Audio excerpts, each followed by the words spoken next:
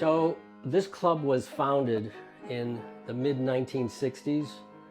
I was a little kid.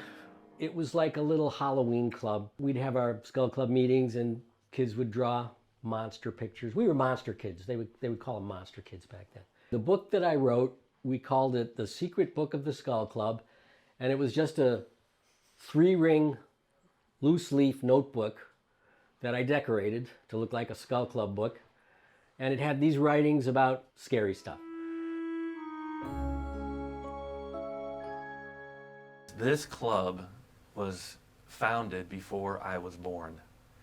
And if you look at the Skull Club book and you go through some of the illustrations and some of the prose, you'll find it's quite evident that the Skull Club was a positive, creative medium for young children who then became teenagers, who then became adults, who are walking through the path of life, getting away from the dense vegetal realm known as earth life. So it's also kind of something that brings and it helps to foster the bond of friendship. That's what it looks like today. Art parties and costumes and dances and or experimental theater.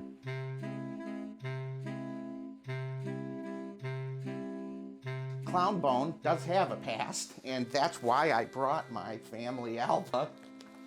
My dad, now that's a whole nother story. He was always a bit disappointed in me. He wanted me to play football. This is me as a boy. I can't imagine him playing football.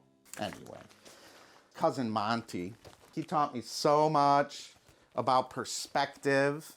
You know, he's got 18 eyeballs in each eye. So whose reality is more real? Mine with 2 eyeballs or his with 18 in each? That's a question for you to ponder. But I am Clown Bone because it married my love of clowns with Michael's love of bones in the Skull Club.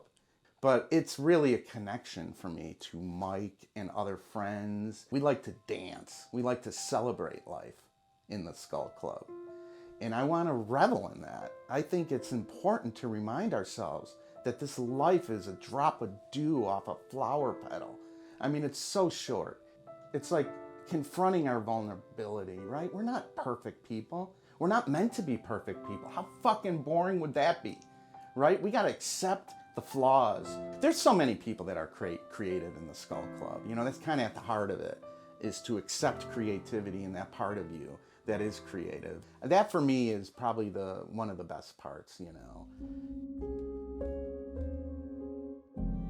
The initiation instructions are in the Skull Club book, which is very simple.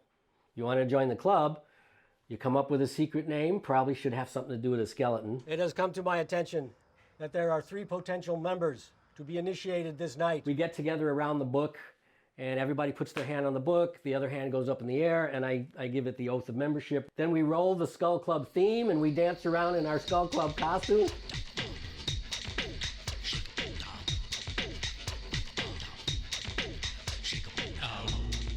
You know, we are all flesh and bone.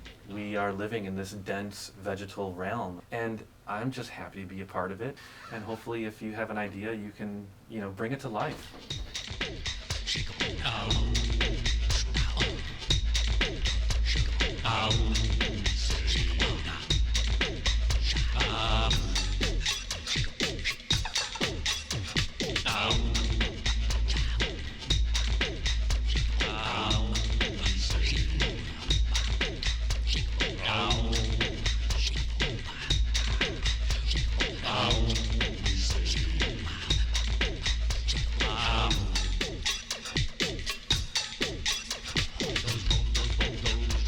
Dry bone, those dry.